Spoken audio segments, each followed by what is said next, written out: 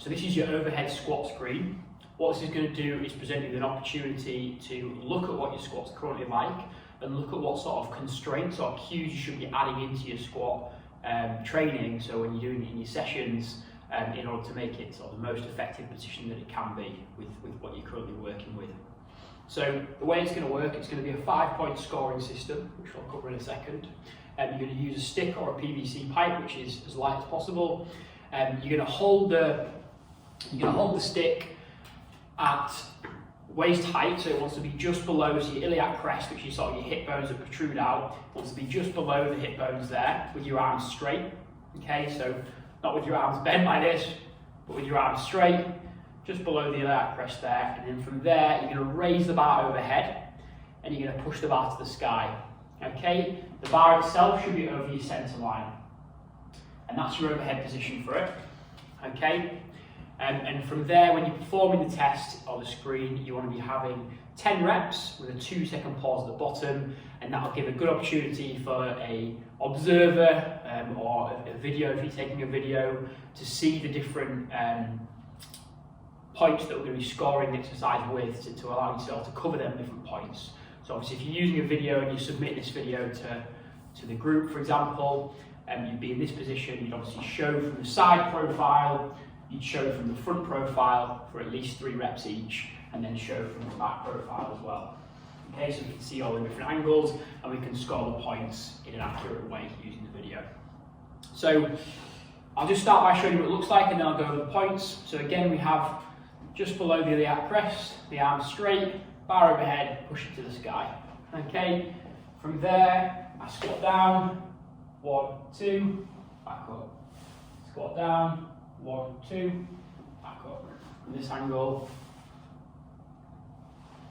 Okay, so the first point is, can you hold the stick in line with the center line? So this is a side profile point. So you score 1 point here if you were able to do this. So the whole time, can you hold that bar with the center line, in the center line, throughout the movement? 1, 2, back up. Okay, what might happen is as you're going down, you don't have that awareness of where the bar is, it might come behind you, or what might happen as you're going down, the bar might come forwards, okay, and you're obviously not able to keep that bar in the center line. So if you can do that for the reps, then and you can keep it in line with that center line, a little bit of side to side maybe, but for the most part, staying in that nice center line, then that's 1 point.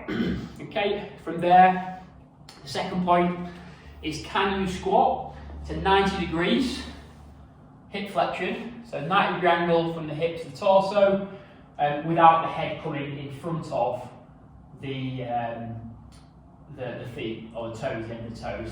Okay, so can you squat down, 2, back up, to 90 degrees or below, so it needs to be a solid 90 degrees, it can't just be sort of like, oh, we're almost there. You know, we're making sure that that 90-degree angle is you know, pretty much broken from here to here, so it wants to be this or slightly more, and you're doing that without the head coming forward. So obviously you'd be at a 90-degree angle here, but you'd have quite excessive lean, and if you were to load that movement, probably wouldn't be a great way of loading your legs up.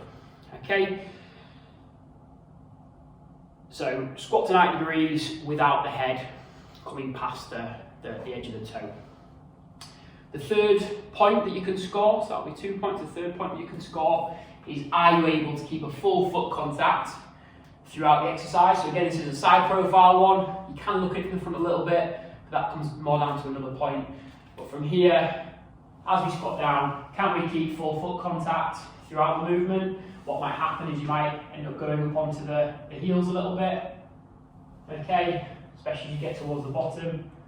And you'll see that allows you to get a little bit higher, stay more upright, but it's going to make it less stable, especially when you load it, because it's less stable, you won't be able to pull as much force through the ground.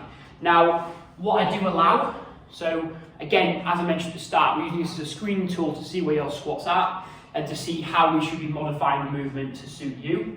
So I allow a heel wedge, even for the screen, if it makes it feel better. So you could get a heel wedge, you could even put 2 on top of each other. and then you can place the heels on top of there, and again, keeping a full foot contact, but you'll notice in this heel wedge position, it's a lot more comfy for me to perform the test. Okay, so it's absolutely fine to use the heel wedge. Some people won't need to, and if you don't, then don't. But if I'm squatting, it's much more comfortable. I can load my legs a lot better with a heel wedge, so I will actually use that. So bear in mind, if you find that your heels are coming up, or that you're leaning forwards quite excessively, try the heel wedge, see if it works for you. Chances are it will, and obviously if that is the case, transfer that through to your squat training. So if you're doing goblet squats or whatever, use the heel wedge. From there, that's 3 points scored, so we can keep full foot contact. That's 3 points. From there, we're looking at knee alignment. Okay, so as we're squatting down, we want to be keeping the knees in line with pretty much the middle two toes, but I'd say in line with the feet. Okay, so what might happen is, as we're going down, the knees might start to cave in. Okay, that's obviously going to put a lot of extra pressure on the knees. We're losing that alignment between the knee, ankle and hip. Again, it's going to place excessive load on one area inside the knee, and it's also going to mean we can produce less force through the ground, so that would be a deducted point. Sometimes you'll see like I'm going really wide, but for the most part it's the caving in that we're watching out for. So if either side's doing that, that's a point deducted. If we can come down and keep that alignment, that's absolutely fine, that's a point. And then the final point is going to be looking at hip and bar alignment. So as we're performing the movement, you can look at this one from, well, I'd say it's best to look at it from behind. So I'll turn around. So from here, first of all, we're looking at the hip. So are both my hip bones staying in a horizontal line? So if I drew a horizontal line on the video, in the bottom of the squat, would it be a horizontal line from hip bone to hip bone? And the second one, which kind of reflects it to a degree, is the bar staying in a nice horizontal line as well. We're not seeing a drop to one side. Okay, so it's kind of a double point. Well, it's 1 point, but it counts for two things, but the two things are related. So from here, 1, 2, back up. If we're seeing some of this happening, or if we're seeing, it's quite hard to do it, but some of that sort of thing happening, then again we would deduct a point there as well. If them things are happening, I suggest performing your squat training in a mirror. Okay, and that can be really helpful for you to get your positions right, get your alignment right, and clear that up. So there's your 5 points, guys. Perform one test, video yourself, have a look through it, and then see if you can play with some of the constraints I've talked about. So raising the heels. If you're struggling to get that squat depth, you can actually place a box or something to sort of work towards touching in that parallel position in order to try and hit that depth. But you just want to be kissing it, you don't want to be resting on it. But that can be there to give you some feedback, that's fine.